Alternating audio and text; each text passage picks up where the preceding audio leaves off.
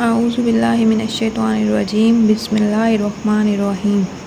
ہم پناہ مانگتے ہیں اللہ کی دھتکارے ہوئے شیطان سے۔ شروع اللہ کے نام کے ساتھ بہت مہربان رحم کرنے والا ہے۔ ہمارا آج کا اسم الحسنی ہے الباسط۔ الباسط کا لفظ نکلا ہے با سین طا بسط سے۔ بسط کہتے ہیں قالین کو۔ قالین کیا ہوتا ہے؟ زمین کے چہرے پہ جو بچھایا جائے، اسی سے بسط کا معنی ہے زمین کا چہرہ یا سطح، یعنی سطح، اور بسط کا معنی پھیلانا بھی ہے، سو قالین میں دونوں معنی جمع ہو جاتے ہیں۔ بسط کھلی زمین کو کہتے ہیں۔ بسط کچھ پھیلانے یا بڑھانے کو بھی کہتے ہیں۔ بسط کا معنی کسی شے کو بڑھانا اور ہاتھ کو بڑھانا بھی ہے، جیسے آپ بازو لمبا کر کے کسی چیز تک پہنچنے کی کوشش کر رہے ہوں۔ یوں بسط کا لفظ آگے بڑھ کے کسی تک پہنچنے کے زمرے میں بھی آتا ہے۔ باسط اس کو کہتے ہیں جو آگے بڑھے، یا وہ جو کسی کو بڑھا دے، کسی شے کو پھیلا دے یا کسی شے میں اضافہ کر دے، جیسے آپ توس پہ جام کو پھیلا دیں، یہ بسط ہے۔ یعنی بسط ایسی بڑھوتری ہے جو کسی اکٹھی کی ہوئی شے کو پھیلا کے کی جاتی ہے۔ باسط قابض کا الٹ ہے۔ قابض ہے اکٹھا کر لینے والا اور باسط ہے پھیلا دینے والا۔ الباسط کون ہے؟ الباسط ہمارا رب ہے، اور وہ پھیلا دینے والا، بڑھا دینے والا ہے۔ وہ کیسے بڑھاتا ہے؟ اب تک ہم پڑھتے آئے ہیں کہ ہم نے اس رب کو اپنا دوست کیسے بنانا ہے، کیسے اس پہ اعتماد کرنا ہے، اور کیسے سیکھنا ہے کہ اس پر اعتماد کیا جائے۔ کوئی اپنے دوست کو کیسے چھوڑ سکتا ہے، کوئی اپنے دوست کو غلط راستہ کیسے دکھا سکتا ہے، کوئی اپنے دوست کی تکلیف کو کیسے نہیں سمجھ سکتا، کوئی اپنے دوست کی مانگی چیز سے کیسے انکار کر سکتا ہے۔ الباسط کا اسم ہمیں یہ بتاتا ہے کہ ہمارا رب اگر کسی چیز کو ہاتھ میں دبا سکتا ہے تو وہ ہاتھ کھول کے اسے پھیلا بھی سکتا ہے۔ اگر آپ کا رزق گھٹ چکا ہے تو اس کے لیے کون ہے جو اپنا ہاتھ کھولے گا اور آپ کے رزق کے مسئلے حل ہو جائیں گے؟ اللہ الباسط۔ جب آپ اس کا یہ نام لے کر دعا مانگیں گے تو وہ اپنے رزق کے سارے دروازے آپ پہ کھول دے گا۔ بسط میں ایسا پھیلا ہوا جیسے رول ہوا قالین کھول کے زمین پر بچھا دیا جائے، یعنی قالین کا حجم اتنا ہی رہے گا، بس اسے پھیلا دیا جائے گا۔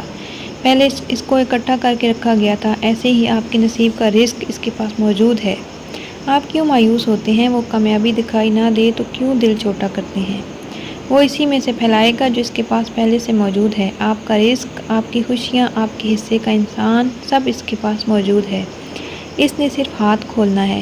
ہاتھ وہ اپنی مرضی سے کھولتا ہے، اور اس کے دونوں ہاتھ دائیں ہیں۔ وہ جب چاہے اسے کھولے، جب چاہے آپ کے حصے کی شے کو اس ہاتھ میں دبا لے۔ سب کچھ اللہ تعالیٰ کے ہاتھ میں ہے۔ اس کے ایک ہو جا کہنے کی دیر ہے کہ آپ کی زندگی کے سارے مسئلے ایک ایک کر کے حل ہو جائیں گے۔ لیکن پھر آپ کیسے سیکھیں گے؟ اگر آپ اپنے دوستوں کو ہر وقت مدد کرتے رہیں، ان کو خسارے سے نکالتے رہیں، تو وہ اپنے پیروں پر کھڑے ہونا کب سیکھیں گے؟ وہ آپ کا دوست ہونے کے باوجود آپ کو ہر مسئلے سے جادو کی طرح نہیں نکالے گا۔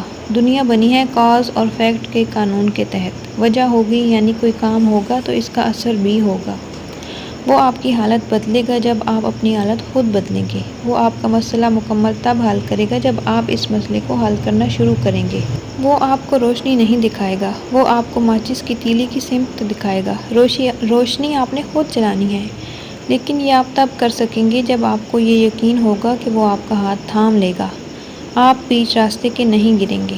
ایسے ہی صحت، ہم میں سے بہت لوگوں کے پاس بہت کچھ ہے لیکن صحت نہیں، اور جب انسان کی صحت پہ بات آئے تو اسے احساس ہوتا ہے کہ باقی کچھ بھی اہم نہیں، صحت سے بڑھ کے کچھ بھی نہیں۔ بعض دفعہ ہم اللہ تعالیٰ سے دن رات صحت مانگتے ہیں، لیکن صحت ہے کہ بگڑتی جاتی ہے۔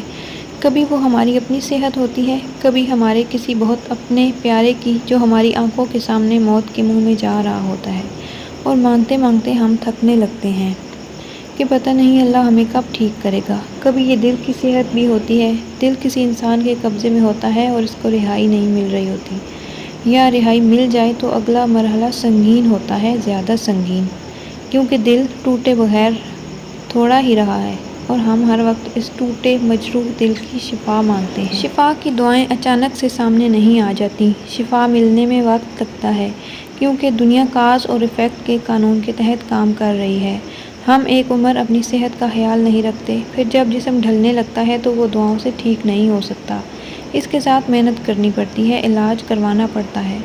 دعا تب کام कि जब آپ اس کا مکمل علاج کریں گے، ایکسرسائز کریں گے، اپنی خوراک بہتر کریں گے، اگر یہ سارے حربے آزمانے کے بعد بھی شفا نہ ملے تو تب بھی آپ نے مایوس نہیں ہونا کہ یہ جسم اس رب کی امانت ہے، وہ شفا کو آپ کے لیے کھول دے گا، اس نے آپ کے حصے کی شفا آپ کے لیے سنبھال کے رکھی ہوئی ہے، وہ آپ کو ضرور ملے گی، بس دیکھنا یہ ہے کہ وہ آپ کو تکلیف کے دورانیے میں کیا سکھا رہا ہے، اس کا میسج کیا ہے۔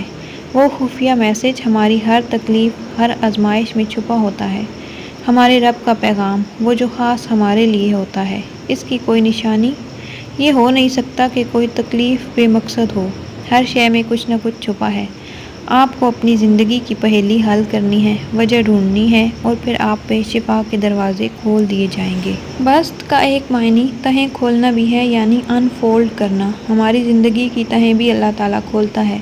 ہم سمجھتے ہیں کہ اب ہم اس دنیا کو سمجھ گئے ہیں، لیکن اللہ تعالیٰ دنیا کا ایک اور روپ ہمارے سامنے کھولتا ہے، ہم تمام عمر شاگرد ہی رہیں گے اور زندگی استاد ہی رہے گی، یہ طے ہے۔ اس لیے جب بھی کسی شے میں ابہام ہو، کوئی انسان تہوں میں چھپا ہو، آپ نے اس رب سے مانگنا ہے، اس کے نام کو یاد کر کے مانگنا ہے، وہ پیاز کی تہوں کی طرح چھپے انسانوں اور چیزوں کی ساری حقیقت کھول کے آپ کے سامنے رکھ دے گا۔ زندگی میں جتنی بھی مشکلیں ہوں، جتنی بڑی مشکل کیوں نہ آ جائے، آپ کی کوئی قیمتی چیز آپ سے کیوں نہ چھین لی جائے، آپ کو کچھ ملنے سے روک کیوں نہ دیا جائے، کچھ بھی ہو جائے، بس اتنا یاد رکھنا ہے کہ روکنے والا بھی اللہ تعالیٰ ہے اور کھولنے والا بھی وہی ہے، اسی نے اس شے کا راستہ روکا ہے، ورنہ وہ آپ کو مل جاتی، اور وہی ہے جو اس کو کھول دے گا، اسی نے بیماری دی، وہی اس بیماری کو لے جانے والا ہے، غربت اور تنگحالی بھی اسی نے دی، آپ اس سے بار بار مانگیں گے تو وہ اس کو خود ہی رفع کر دے گا، محبتیں بھی وہی عطا کرتا ہے، جس کے لیے چاہے تنگ کر دے،